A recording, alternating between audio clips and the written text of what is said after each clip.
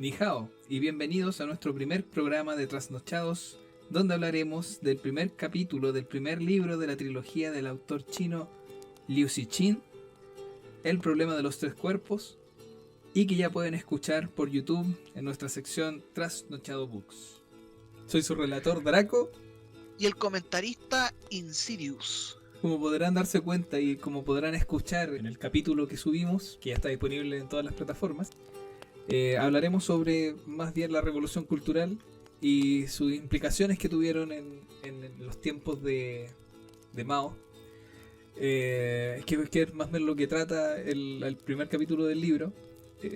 Este libro en realidad se da un vuelco después, no termina siendo solamente de eso, sino que es solamente la parte introductoria, que es bastante cruda, bastante fuerte, pero después ya va cambiando y se va tensando un poco más hacia lo que es los seres extraterrestres y algunas teorías que pueden existir sobre los contactos extraterrestres y las teorías que pueden haber sobre las formas de viaje interplanetarias y las tecnologías que podrían utilizar ellos.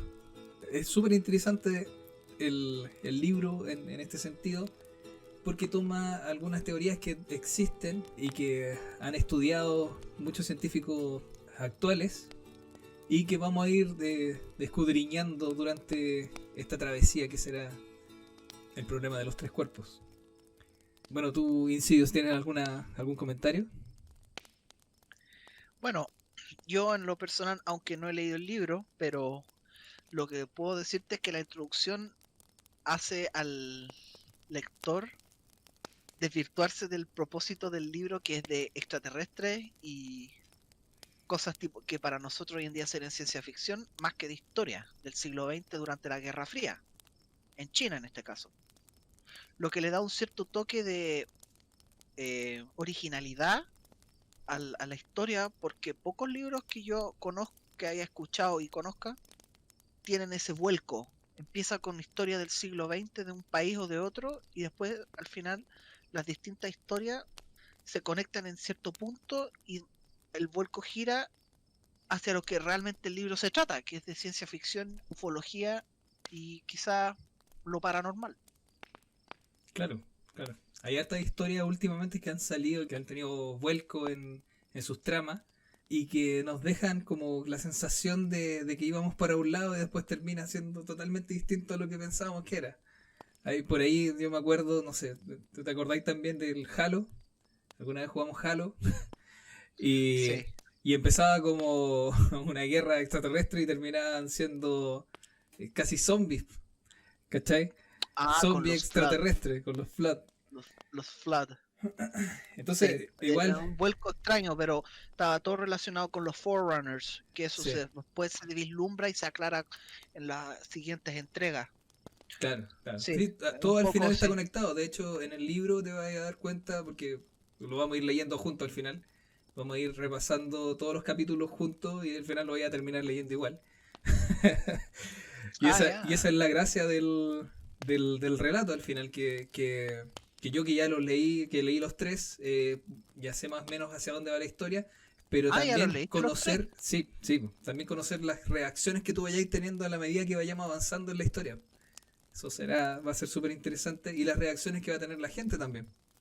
Que nos pueden comentar ahí qué tipo de, de historia o de trama creen que se va a desenvolver después, que si les gusta que se haya desvirtuado un poco de lo que empezó o si es que no les gusta, si es que no les gusta que el libro al final se termine tratando de extraterrestres y no de la revolución cultural o de algo filosófico sobre la existencia humana más que sobre algo que haya pasado en la historia.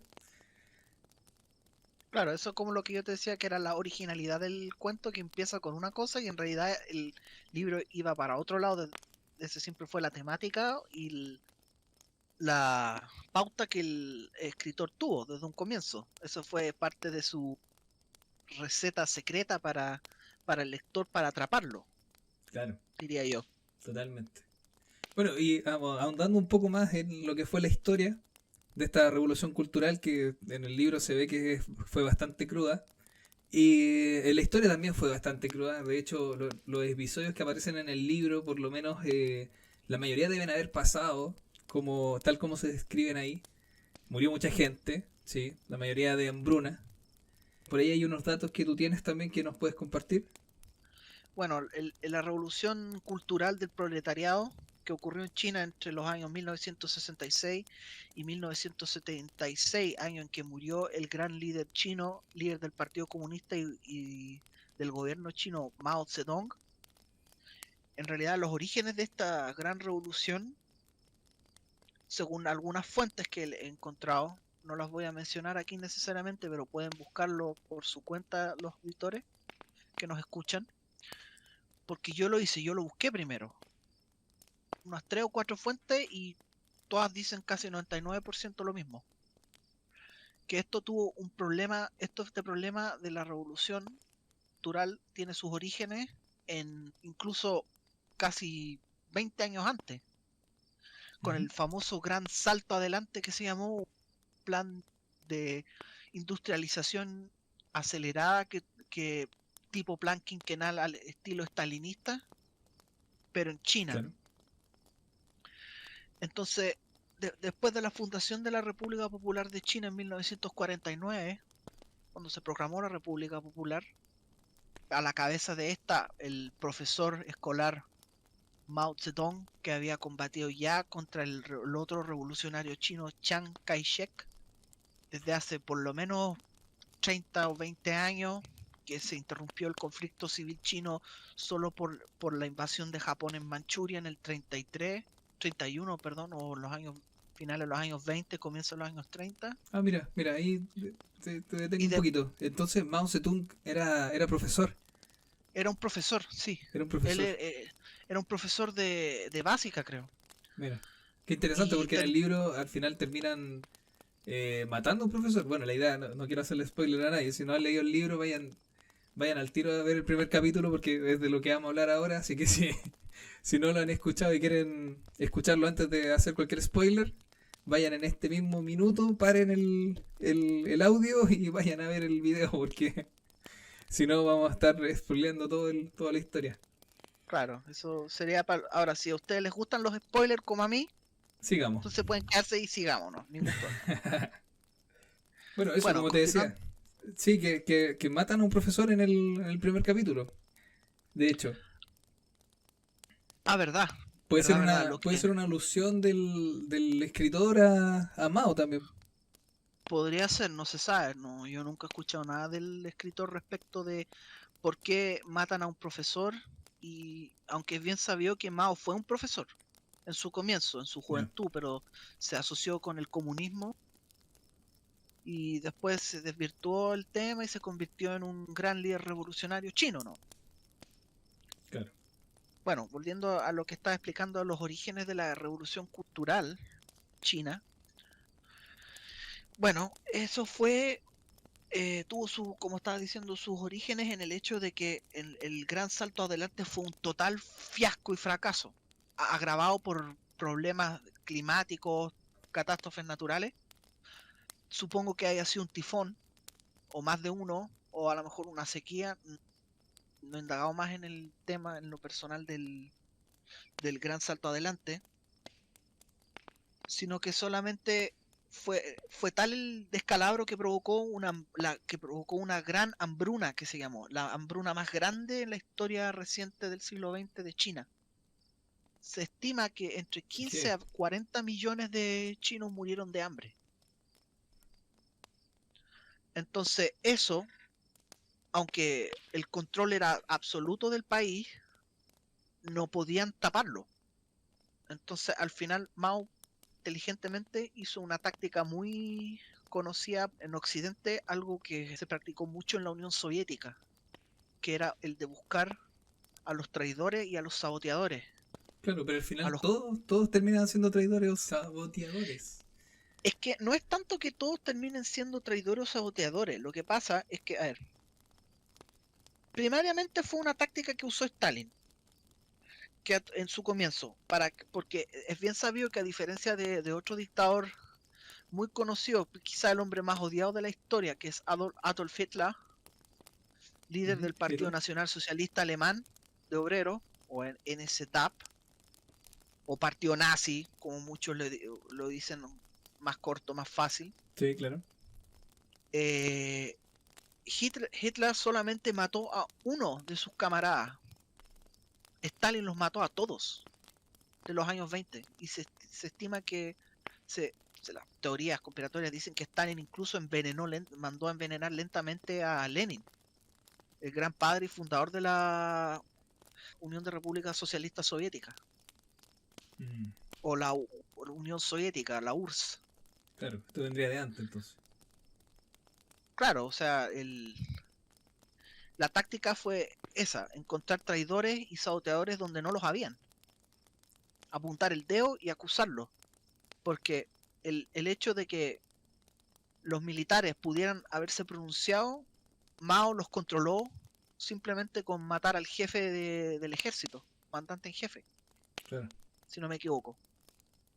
Entonces con eso aseguró el control de los militares. Entonces los militares, no importa lo que hiciera el gobierno, no se iban a meter, porque estaban cuadrados con el gobierno que encabezaba Mao.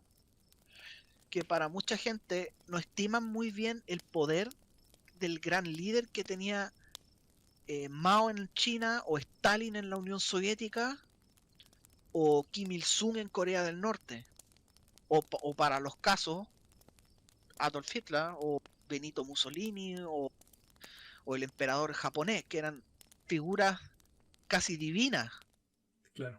Ahora, no quiero salirme un poco del tema, pero decir que una figura casi divina como el emperador Hirohito en Japón es un poco injusto, porque de acuerdo a la cultura japonesa, el emperador era divino, pero era mucho más centrado como persona y como líder. En cambio, esta gente, como los dictadores que nombré, Mussolini, Hitler, Stalin, Mao, Kim Il-sung, son líderes que la propaganda de gobierno deiza y los deidifican prácticamente como una especie de dios, como era en Antiguo Egipto. Faraón era un dios viviente, el Horus vivo. Claro, y eso al final los llevó a hacer este Y tipo de entonces, atrocidades. claro, o sea, por un lado sí, porque esta mitificación y deificación de los líderes de turno al final se vuelven todopoderosos. Entonces Claro. nadie los discute, nadie les dice nada, ya sea por convicción o por temor, o terror, mejor dicho, de que los vayan a perseguir o asesinar a ellos y a sus, como lo que pasaba en la Unión Soviética, en la era Stalin, que eran hasta los comisarios, los infames comisarios del pueblo que se llamaban, que tenían comisarios para la gente y comisarios para los militares.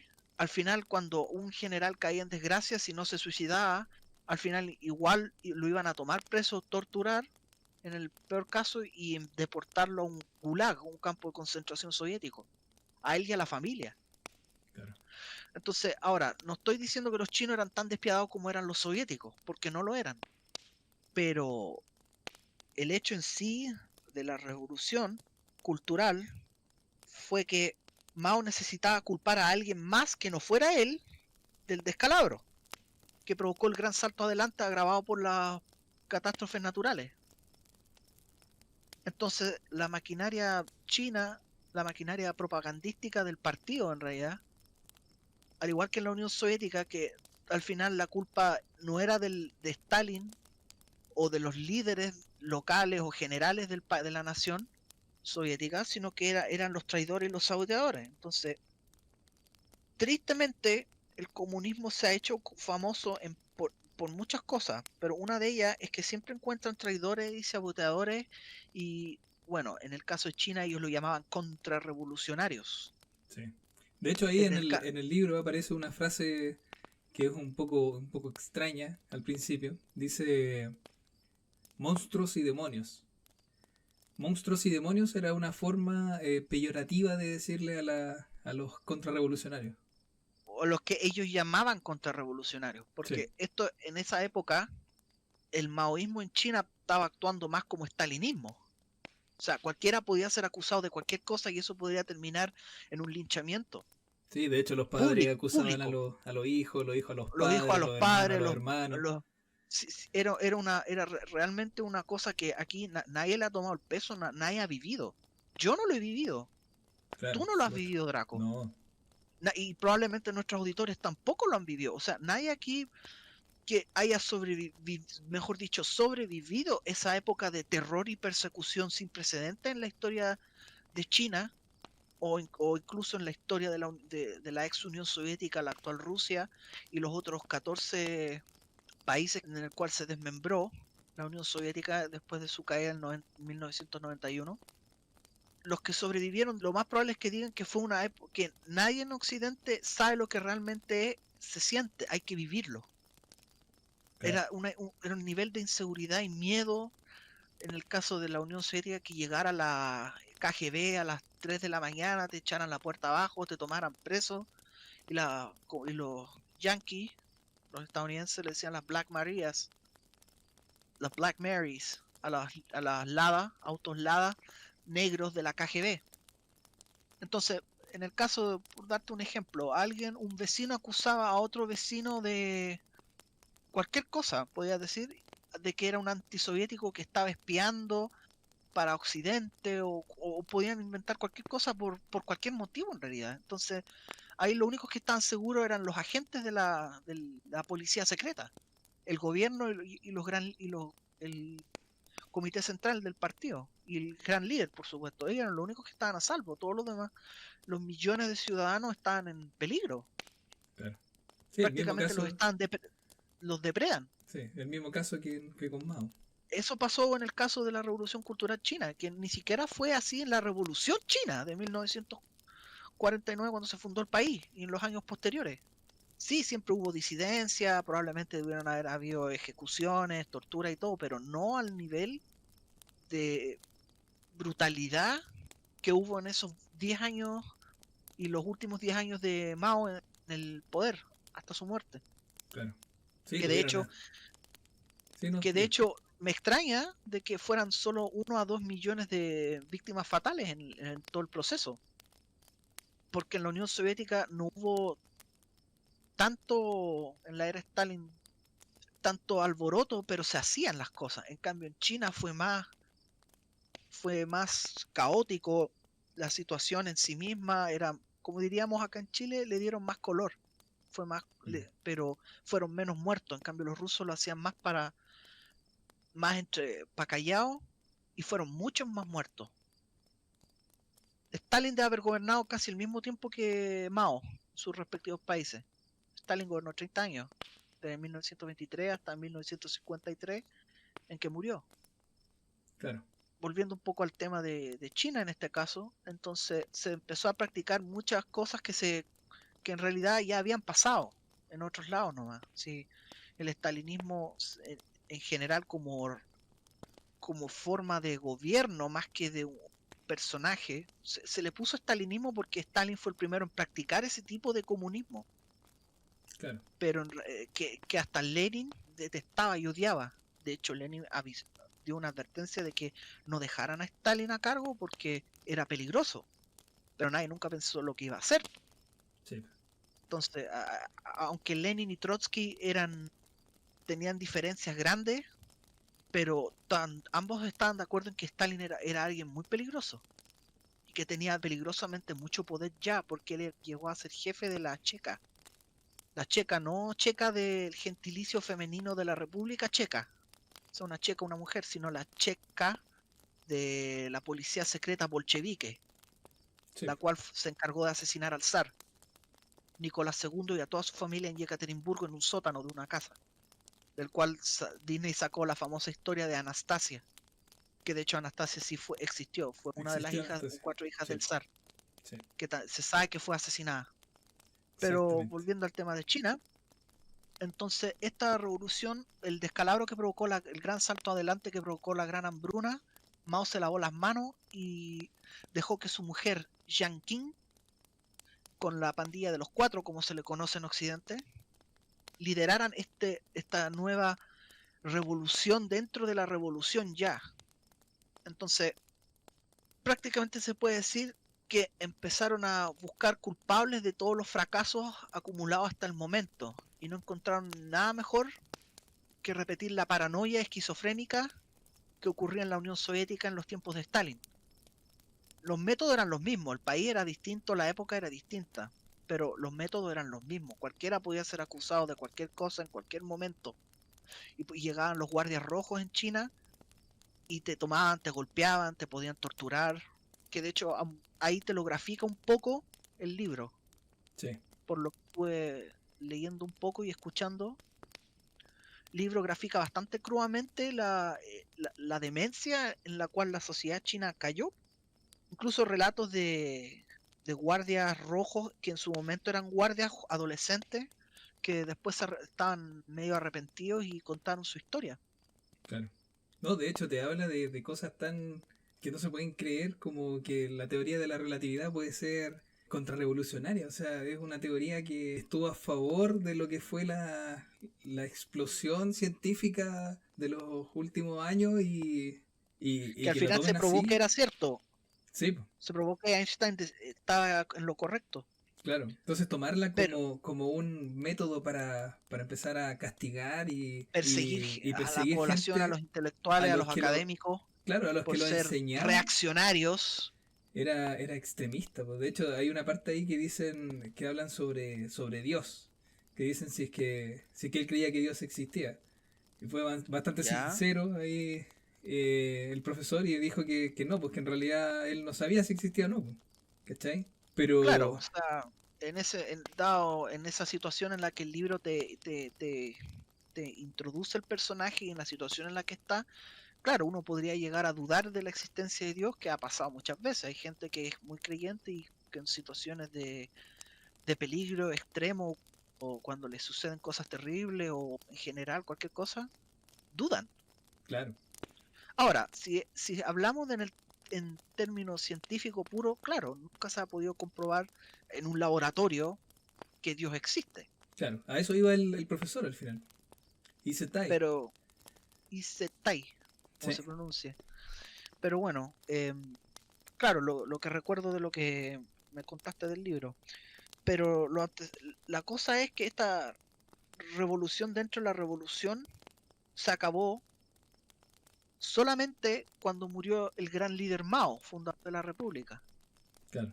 Y Jiang Qing y la pandilla de los cuatro fueron a juicio después de eso por múltiples cargos criminales en contra de ellos. Muy parecido a lo que sucedió en la Revolución Francesa, exceptuando de que en la Revolución Francesa el despelote y el caos en Francia fue general y duró alrededor de 12-15 años también. Pero la Claro. Revolución Francesa terminó abruptamente cuando los instigadores de la revolución también fueron ejecutados, cortaron la cabeza con la guillotina. Entonces ahí los franceses empezaron a entender que ese no era el camino para el destino de Francia. Esto estamos hablando de 1789, cuando comenzó la Revolución Francesa y se destronó al último rey francés. Se instauró la República, la primera República Francesa. Entonces, en parte, el término fue abrupto y los perpetradores, los instigadores principales, también fueron castigados. En eso se parece mucho a lo que sucedió en la Revolución Francesa, excepto de que ellos fueron ejecutados también como traidores y criminales, cosa que no pasó en China hasta donde yo sé. Yo nunca he leído que a la viuda de Mao, Jiang Qing, y a La los hayan otros matado. cuatro la hayan ejecutado por alta traición o crímenes Sí, pero sí de se algún parece tipo. harto en el nivel En- de poder que tenían. En no, el era nivel de. absoluto, Sí, en el nivel de absoluto. convencimiento a la gente. Y Mao impulsaba los pensamientos que hoy en Occidente se llama maoísmo. O sea, era una ideología absolutamente centrada en el mismo. Claro.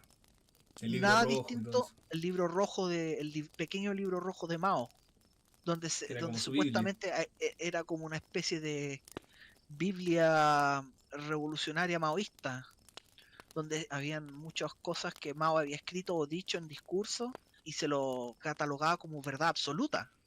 Claro. O sea, cualquier cosa que saliera fuera de eso, o era mentira en el mejor caso, o era contrarrevolucionario y capitalista y reaccionario e imperialista y un sinfín de nombres que podrían ocurrírseles en el momento. Y eso era lo que Mao estaba tratando de hacer, mejorar su imagen pública frente a la nación. Claro. Lo consiguió hasta que él murió, porque ya tenía más de 90 años cuando murió. Sí. o 80 años, no recuerdo bien. Bueno, Y todo esto al final va a servir para que el desarrollo del personaje de la hija del profesor que matan en el primer capítulo, que es Iwen Chi. Bueno, aclarando también que nosotros no hablamos chino, así que estamos tratando de hacer lo más parecido a lo que dice el traductor de Google.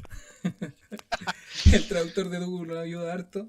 Eh, o sea, si alguien nos pudiera corregir, o sea, por supuesto, encantado. totalmente. Lo vamos Fascinado, corrigiendo totalmente, bienvenido. Vamos porque corrigiendo la lo vamos a pronunciación decir de los hartas nombres. veces. Pero claro, eso nos da una idea más o menos de hacia dónde va el personaje y por qué hace lo que hace en los capítulos siguientes. Y al final uno se termina dando cuenta de lo que en realidad está sintiendo la persona. Claro, te ponen en un contexto, o quizá un personaje ficticio, pero dentro de una realidad histórica. Claro, Eso es como un poco el como enganche. el enganche, la magia de esto, del escritor. Aunque el personaje en sí no haya existido, pero te lo humaniza y te lo pone dentro de un contexto histórico en que uno dice, sí, podría haber sido así, podría haber pasado, podría haber existido este personaje y podría haberle pasado lo que el libro dice. Claro, Y tristemente para muchos fue así. sí. Bueno, yo creo que hasta aquí estaríamos llegando en este primer capítulo de lo que es Trasnochados. Conversando sobre el primer capítulo de Trasnochados Books. Si no lo han escuchado todavía, por favor escúchenlo. Denle like. Igual que a este audio, a este relato o conversación que hemos tenido con Insidious. Y Draco, por supuesto. Por supuesto, su relator. Cualquier cosa que necesiten, si tienen alguna idea que nos puedan, Sugerencia, claro, alguna idea, algo. una sugerencia, algo que nos puedan aportar al canal, bienvenida sea. Alguna forma de pronunciación que a lo mejor nos esté faltando para los nombres o para los lugares de China, también bienvenido sea. Y nada, muchas gracias por escucharnos hasta aquí, hasta el final. No sé Y si quieren agregar algo más. ojalá hayan disfrutado un poco de la introducción y del contexto histórico en el que yo traté de, a ustedes los auditores que nos escuchan, insertarlos dentro de un contexto histórico para que tenga más sentido, porque para mucha gente a lo mejor ni siquiera saben que existió una segunda revolución dentro de China. Nunca han escuchado hablar de la revolución cultural del proletariado. Pero Exactamente. entonces eso sería como de las nubes. No tendría mucho sentido el libro. Pero como yo sabía que sí pasó, entonces a mí me agarró bastante rápido. Por ese lado, porque como decía antes, engancha por el hecho de contextualizar un personaje en una situación. Que En sí una ocurrió. situación histórica, claro. Sí, A lo mejor el perfecto. personaje no existió, pero la revolución cultural del proletariado sí existió. Entonces ahí se empieza el libro.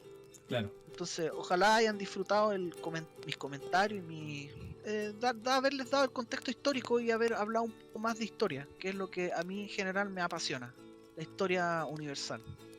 Así que muchas gracias por escucharnos hasta este punto muchas y gracias. será para la Será otra, hasta luego. para la próxima.